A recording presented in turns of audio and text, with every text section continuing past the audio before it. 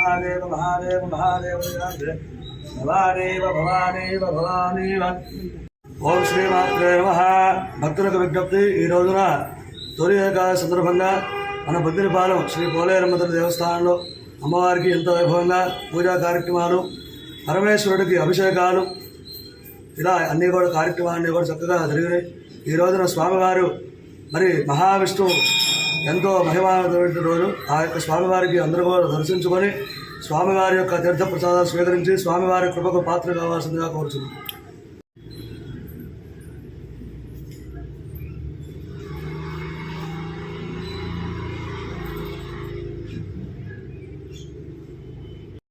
वासुदेवाय नमः, अनिरुद्धाय नमः, पुरुषोत्तमाय नमः, दोषाय नमः, नरसिंहाय मच्युताय नमः, जनार्दनाय नमः, सुंदरं श्रीकृष्णाय नमः, श्रीकृष्ण परब्रह्मणे नमः.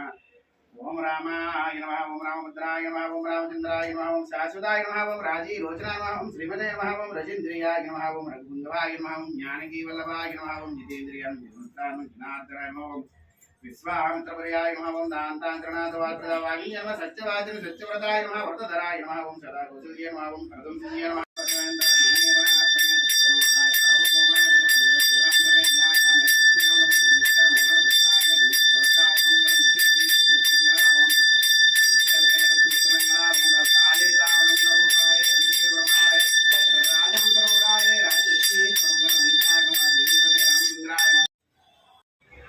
श्रीलक्ष्मीवल्लभारम्भां विकनामनिमध्यमाम् अस्मदाचार्यपर्यन्तां वन्दे गुरुपरम्परां. श्रीराघवं दशरथात्मजं प्रमेयं सीतापतिं रघुकुलान्वयरत्नदीपम् आजानुबाहुं अरविन्ददलायताक्षं रामं निशाचर विनाशकरं नमामि. చెల్లూరుపేటపట్నం మెయిన్ బజార్లో వేయించేసినటువంటి శ్రీ హనుమత్ లక్షణ సీతా సమేత సీతారామచంద్ర స్వామివారి దేవస్థానంలో ఈ రోజున తొలి ఏకాదశి సందర్భంగా స్వామివారికి విశేష అర్చనలు, విశేష పూజా కార్యక్రమాలు, తీర్థప్రసాద వినియోగములు జరిగినాయి.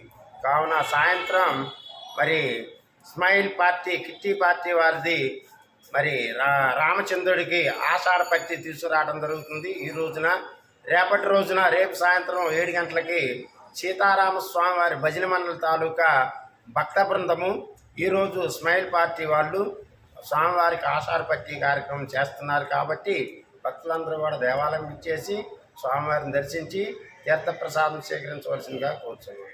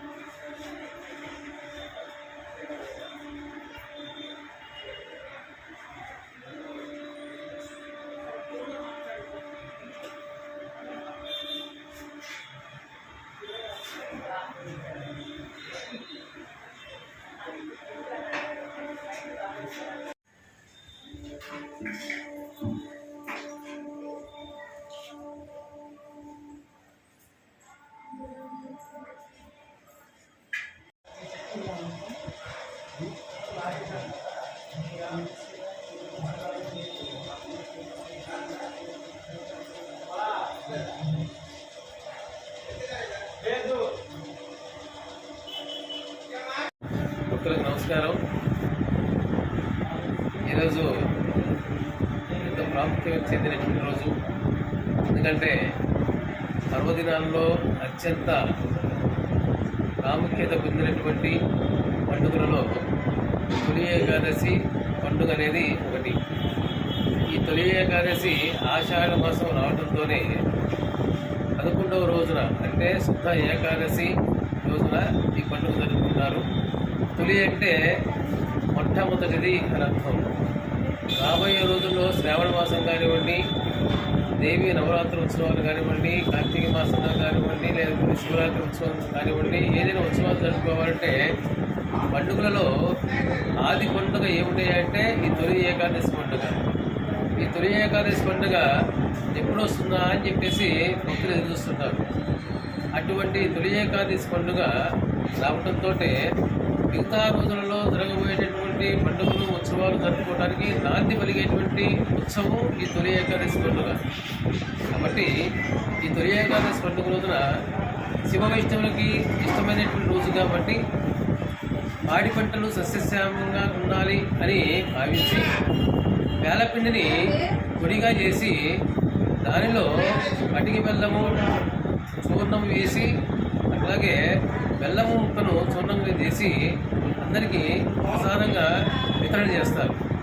ఇలా చేయటం వల్ల తొలి పండుగ రోజునే తీపితనం కనుక మనం స్వీకరించినట్లయితే భోగభాగ్యాలతో పాటుగా శరీరంలో ఉన్నటువంటి క్రిమి కాటకాలు సంహరించబడి మానవులందరూ కూడా సుఖ సంతోషాలతోటి ఆరోగ్యంతో ఉంటారని శాస్త్రాలు చెప్పినాయి. కాబట్టి ఈ రోజున తొలి ఏకాదశి పండుగ రోజున వేలపిండి ప్రసాదాన్ని వితరణ చేయడం ఆనవాయితీ. ఇది తరతరాలకు వస్తున్నటువంటి సంప్రదాయం. ఈ రోజుల్లో వేలపిండి అంటే ఇప్పుడున్నటువంటి జనరేషన్కి తెలియకపోవచ్చు. కాబట్టి మీ పరిసరాల్లో ఉన్నటువంటి దేవాలయానికి వెళ్ళి ఈ రోజున దైవ దర్శనం చేసుకొని మంత్రులు గారి చేతి ద్వారా ఇచ్చేటువంటి వేలపిండి ప్రసాదాన్ని స్వీకరించినట్లయితే మీకు భోగభాగ్యాలు అష్టైశ్వర్యాలతో పాటుగా సరస్వతీదేవి కటాక్షం లభిస్తుందని శాస్త్రాలు చెప్తున్నాయి. కాబట్టి ఈ రోజున దేవాలయంలో జరగబోయేటటువంటి విశేషమైన కార్యక్రమాలు కూడా భక్తులు తిరిగించి మన చిలకలూరుపేట చౌత్రా సెంటర్లో వేయించేసినటువంటి శ్రీ గంగాపార్వతి సుబ్రహ్మణ్యేశ్వర స్వామి దేవస్థానంలో ఏకాదశి ఉత్సవం చాలా రంగరంగ వైభవవేదంగా జరుగుతున్నది. కాబట్టి అందరూ కూడా దేవాలయానికి విచ్చేసి స్వామివారిని అమ్మవారిని దర్శనం చేసుకుని వేలపిండి ప్రసాదం స్వీకరించి అష్టైశ్వర్యాలతో సుఖ సంతోషాలతో భోగభాగ్యాలతో త్వరలో ఆలోచించేసి భక్తులకు ఈ సందర్భంగా మరి విజ్ఞప్తి చేస్తున్నారు.